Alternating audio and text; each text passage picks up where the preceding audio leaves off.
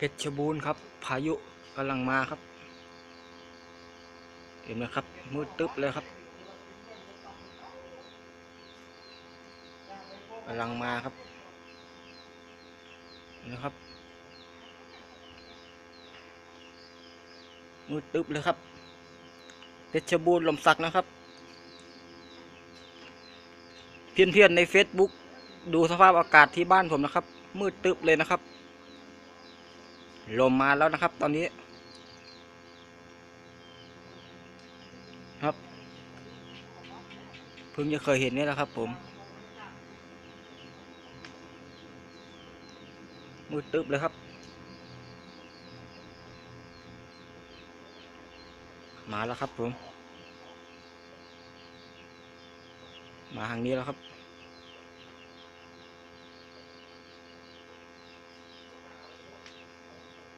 ครับลมมาแล้วครับ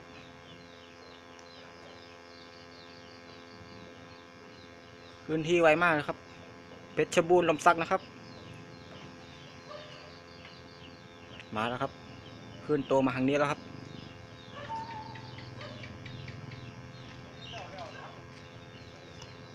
เห็นไหมครับน่ากลัวมากเลยครับลมมันมาแล้วครับตอนนี้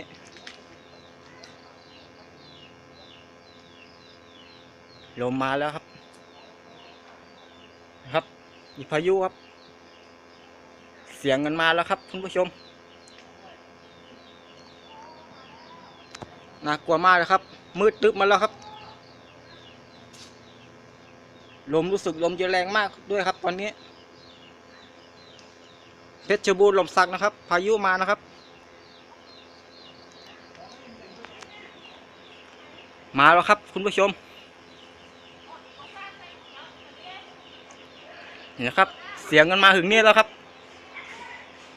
เสียงลมนะครับไม่ใช่เสียงฝนนะครับเสียงลมนะครับเห็นไหมครับมาแล้วครับน่ากลัวมากครับ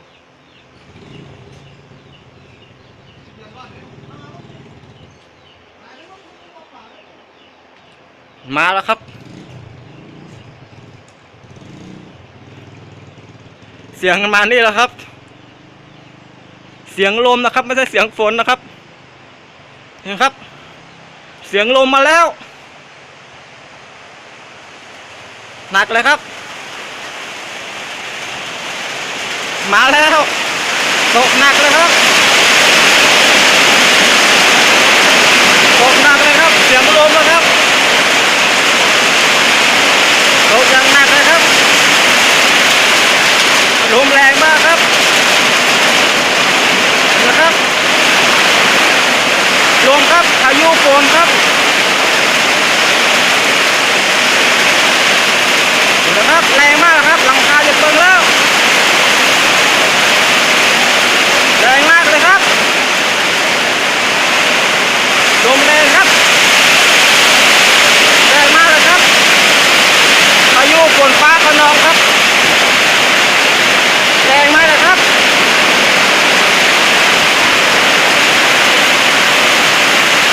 ตกอย่างหนักเลยครับเอาชาลงแล้วครับ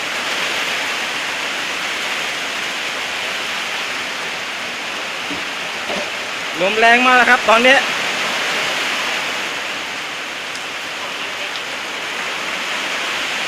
ชาลงแล้วครับครับลมครับเสียงลมครับหลังคาจะเปิดแล้วครับมีเสียงลมนะครับ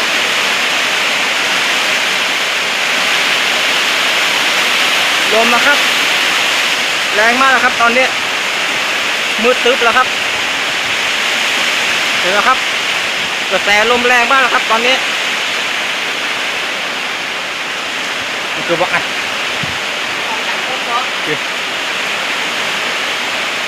น่ากลัวมากครับ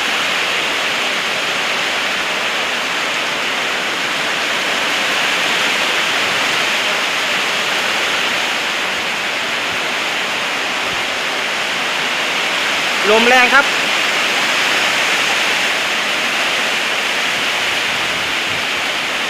เห็นไหมครับ ค ลิปนี้จบแค่นี้ก่อนนะครับ